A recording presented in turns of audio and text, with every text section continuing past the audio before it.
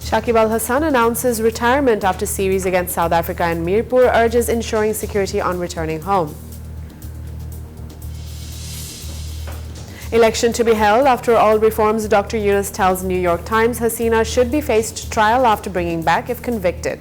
Hello and welcome to the News 24 English Bulletin. This is Tamima Islam. Those were the Bashundhara headlines. And now the details.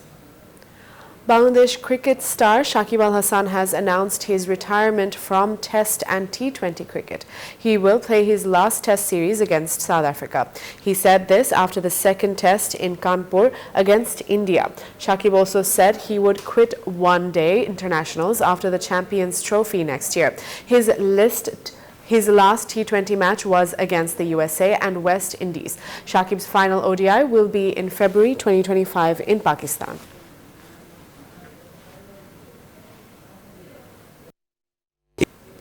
Bangladesh's interim government will not hold elections until reforms of constitutional and state institutions are complete, said Chief Advisor Dr. Muhammad Yunus.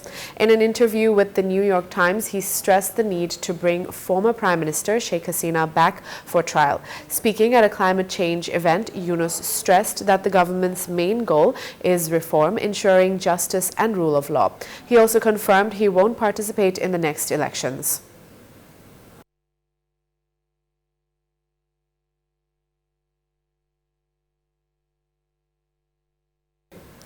China aims to strengthen its trade and economic ties with Bangladesh to enhance their strategic bilateral relationship, said Chinese Foreign Minister Wang Yi to Chief Advisor Dr. Muhammad Yunus during the UN General Assembly in New York.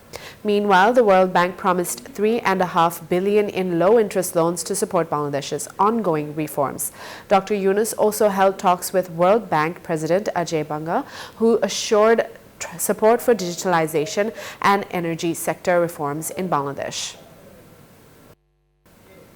The Health Ministry announced that 15 people seriously injured in the July uprising will be sent abroad for treatment. Additional Secretary Shah Mohammad Helal Uddin shared this at a briefing, noting that 708 people were killed and nearly 25,000 injured in the anti-discrimination student movement. A Chinese medical team visiting Dhaka discussed treatment options with health officials. The government will assist those needing artificial limbs based on the team's recommendations. Shoaiful Islam, brother of Dulal Sardar, has filed a case against former Prime Minister Sheikh Hasina and 45 others over Dulal's murder in front of Brack University on July 18th. Other accused include Ubaidul Qadir and former Home Minister Asaduzzaman Khan Kamal. The court directed Badda police station to register the case. Additionally, Abul Kalam filed another case against Sheikh Hasina and 61 others for attempted murder, which is now under investigation.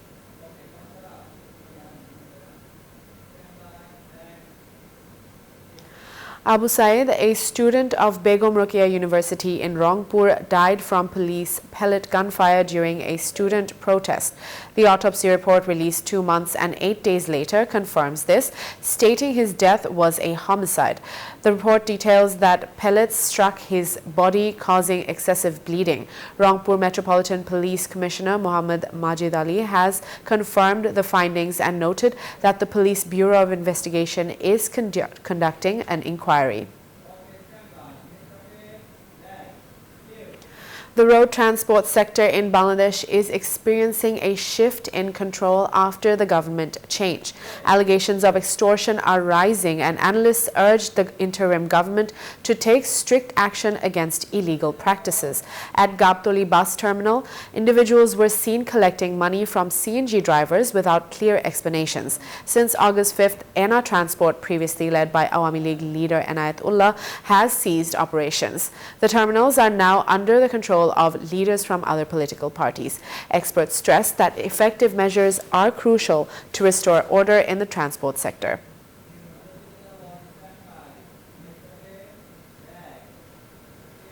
We'll be back after a short break. Please stay with us.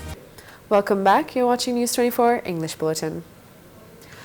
Following the July uprising, the BNP plans to revise its 31-point reform agenda. They have requested proposals from civil society and allies to adopt to the new political landscape.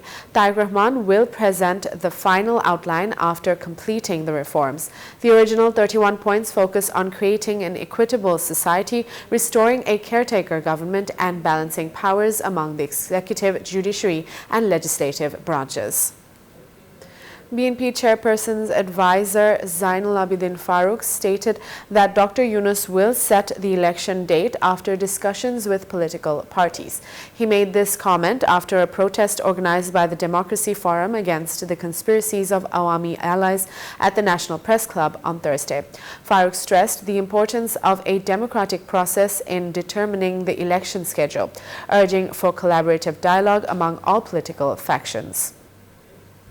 Since morning, heavy rainfall has caused severe traffic congestion and suffering for residents in the capital. Office goers, students, and those with urgent needs have been particularly affected. The situation worsened due to waterlogging, prompting residents to demand quick resolution and improved traffic management. The downpour influenced by a low-pressure system in the Bay of Bengal. Traffic has become especially congested in areas like Bonani, Mirpur and Jatrabari, with citizens expressing frustration over inadequate traffic control and persistent waterlogging issues. That's all from the newsroom today. Thank you for watching News 24. Please stay with us.